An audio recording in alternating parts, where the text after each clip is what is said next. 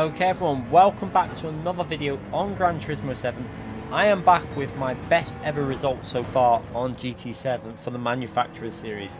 A result that I really did not expect to get this early on in the game's life. So very happy with this video. Hopefully you lot will enjoy it. If you do enjoy the video, give it a thumbs up, subscribe to the channel and hit that notification button so you do not miss any future content on the channel. So we're starting our qualifying lap. We're currently down in P7 with not the best lap, if I'm honest. We were struggling a little bit in qualifying. You see, 29.584, it wasn't a terrible lap, but this lap we hook up the first few corners here a little bit better and coming through to the exit, get on the power nicely. Now this track you really have to push the limits through there to really get the maximum out of your lap time for qualifying. So we're going to go through sector 1 and you can see we're slightly up on sector 1, so a little bit faster there. So possibilities of gaining a few positions. We're only 0.001 currently behind P7. We're down in P8. So we really do need to improve this lap to jump up a few positions. So through these long right-hand corners, the sweeping right-hand corners that just keep on going. And we managed to hook up quite nicely, down to second gear, down to first gear, get it into the apex reasonably well, on the throttle nice and early. A little bit of action on the rear there where we got on the throttle really aggressively, but we managed to catch it nicely and really smooth through that section. Now we're into this tricky right-hand corner where it's all about getting the braking done at the correct position, just so that you don't understeer wide. And we do that reasonably well again, on the power nice and early, onto this long left-hand corner, and again through the middle sector, and you can see we're 1.7. We're actually nearly 2 tenths up on our lap, so we're actually on quite a good lap at this stage, and we're powering our way up this long straight now after a reasonable exit. The exit could have been a little bit better out of that final corner, however it should be an improvement on the lap, and we're going to go over the line on, let's see what it's going to be. It's going to be a 1 minute 29.436. so we were a little bit slower on the final sector than our previous lap, but that was good enough to jump us up a few positions. So we're in a fairly strong position. Now this lobby was top split, some very fast drivers in this lobby, some of the fastest drivers in the game. In P1 we've got also in the McLaren Plora, extremely fast driver on GT7 and GT Sport, one of the fastest that you will see on the game. But we managed to start in P4 behind another McLaren, and we've got some fast drivers right behind us. We've got Miro in the Alpha, a very fast driver. Nico also in the BMW Z4 right behind us. So this is going to be a real challenge. We've also got Aura down there in P7 in another McLaren. So McLaren looking quite strong here. Now the RCZ was probably the strongest car for this track. We had Breeze in P2 there driving the RCZ. So the RCZ I think was probably the go-to car. It was the best car. We experienced that in Daily Race B a while back. The RCZ was the car to go. It was a little bit faster than the McLaren, but McLaren is a fairly solid choice around here. It was reasonably good. So onto the power as P3 goes a little bit wide out of the first chicane there, the fast left-hand corner, and he might have dirty tyres there into the braking zone. And as we come to the braking zone, he clearly has some grip issues with running wide, and he's run wide again. That's going to promote us straight away to P3 in a podium position. So the race has started really well for us in the McLaren, and it's looking fairly good because this lobby was going to be a very high scoring lobby. I predicted, I think at the start of the stream, this lobby was at least 420, 415 points, something like that for the win. So if we can get a podium, it'll be definitely high 300s. However, if we can get anything more than that, we might break the 400 mark. So you can see the top two pulling away. Now we're already 2 seconds behind, 2.2 seconds behind the leader off the first lap. So obviously we're starting in the rolling starts. You start quite far back, and with P3 making that mistake, that obviously the gap's quite far to the lead. But yeah, Plora in that McLaren will be absolutely flying. But you can see Breeze putting him under a lot of pressure in that Peugeot. Like I say, the Peugeot, a very strong car around Interlagos. We all know that. But at the moment, we got the gap to P4 now, up to 1.5 seconds. It looks like the other McLaren picked up a penalty there. And we've got Nico now right behind us in that Z4, which Z4 seems like the go-to car from BMW. If you're going to go BMW, make sure you buy the Z4 before you pick BMW as a manufacturer, because the only way you can pick the Z4 is if you already own the Z4. So yeah, you can't pick it unless you already own it.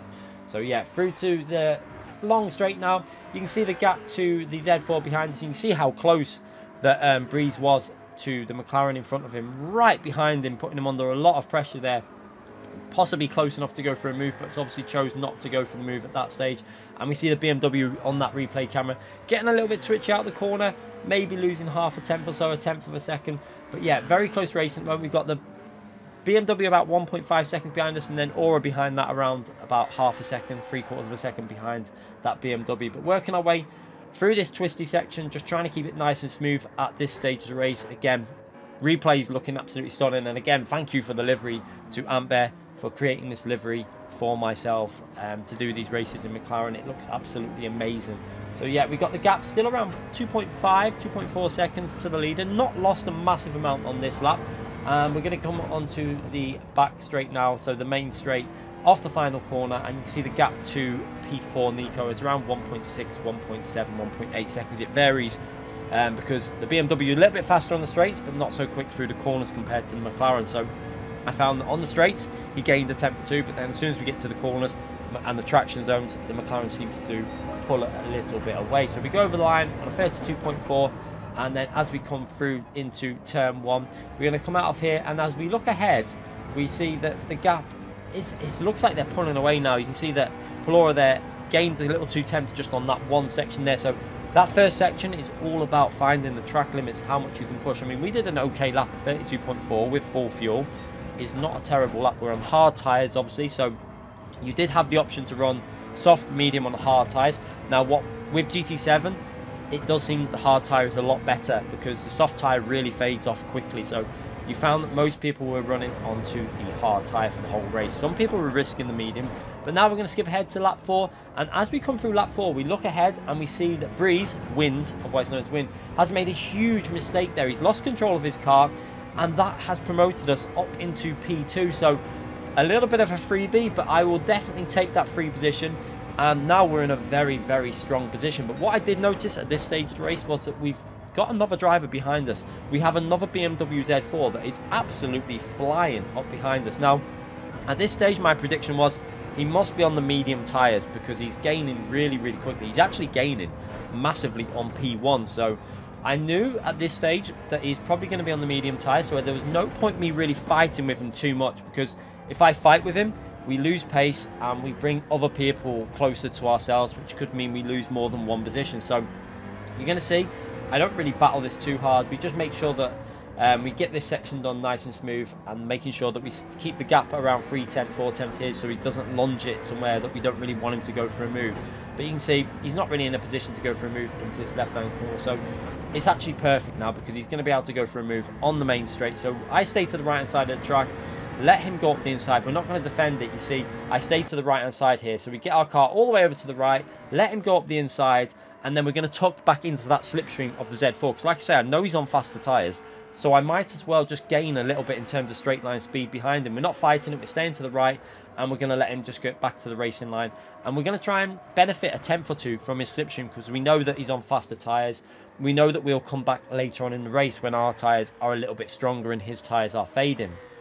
And I have to say, that is one thing I definitely do like about GT7, is the tyres are much better in terms of the way they've done them in terms of soft tyres, medium and hard. The hard tyres are a little bit slower, but they last so much longer now. I think one thing they do need to look into doing maybe is making the pit lane loss a little bit shorter. It doesn't need to be drastically shorter, it just needs, at the moment, most pit lane losses are around 22 to 30 seconds. I think maybe bringing them down to between 14 to 18 seconds for these longer races might make strategy races a little bit more interesting. It could really be a 50-50 if you go for a no stop on hards or a one stop on the softer tyre. It could be really interesting. But yeah, P2, you can see getting away from us. He's really pulling away through the corners. He's got so much more grip there. You can see he's gaining quite a large amount of grip, and especially considering on lap 5, I was quite amazed at how fast he was going, because the medium tyre in general is only, well, about 3/4, 10, half a second quicker a lap, something like that at this stage of the race. So he's really on it. He's gaining on the leader,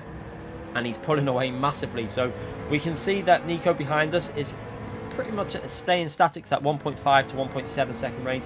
Now we're going to skip a little bit further ahead, and you can see we drove really consistent here, 32.2s, 32.4, 32.4, and as we come to going over the line on lap 10, we see that the guy in front of us, the other BMW, was on the soft tyre, and that really does explain how he was pulling away so much. And we go over the line on a pretty competitive lap, a 32.1, so pretty strong lap from ourselves, and that has promoted us back up to P2, so we don't even have to worry about overtaking that Z4. So this race is really coming together nicely. It seems that everything is working well for us, because we're not going to have to battle with that BMW. We've got a nice clean bit of track. And all we have to worry about now is the cars behind us. And as we come through this left-hand corner, we're going to see, looking in the mirror, we see that Miro, after making a mistake at the start, I think he picked up a penalty, has got himself right behind Nico. And I know that the Alpha is probably a little bit stronger than the BMW, so I was a little bit panicky at this stage. I was thinking, I really need to get on with this race and put in some really good lap times, because I noticed he was there. And at this stage, it's not too bad. We know we've got Nico there as a bit of a buffer. And, you know, we're keeping that gap pretty solid. I felt like we had Nico covered in the Z4. We were keeping the gap around 1.5 to 1.7 seconds. He wasn't really getting any nearer than that, because the McLaren is probably a little bit stronger than the Z4. But I was a little bit more concerned about the Alpha. If he manages to get past Nico, that Alpha is going to be a lot harder. It's got a little bit stronger straight line speed, and it's also quite strong through the corners. So I was very, very worried. So yeah, onto the back straight again. And you can see in the mirror just how close Miro was to Nico RD behind us. So again, working our way onto the main straight and going over the line. Let's see what our lap time is. We're driving pretty consistent at this stage, I have to say. You know, we're doing really good lap times, nice and consistent, steady. We go over with another 32.4, not the fastest lap, but as far as I was aware at this stage, we didn't really need to push. However, as we go into turn 1, we see that Miro has managed to get himself up into a podium position and is now 1.7 seconds behind us.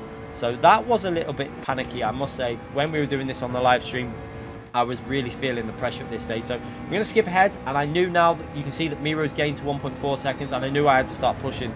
We go over the line with a 32.1, which means that Miro must have done a 31.9 or something on that lap. So I know that Alpha's got pace in it. I know I'm going to have to push like crazy at this stage of the race to keep him behind. So again, we're going to try and keep the consistency, try and drive as well as I can, push like as much as I physically can basically at this stage without crashing. So we're going to skip to the end of lap 14 and we go over the line again and we go a little bit faster again. We're keeping these laps very solid and very consistent. We've got that gap back up to 1.5 seconds. So at this stage, we're driving really well, putting the lap times in and keeping that gap to Miro at a pretty stable rate of 1.4 to 1.6 seconds.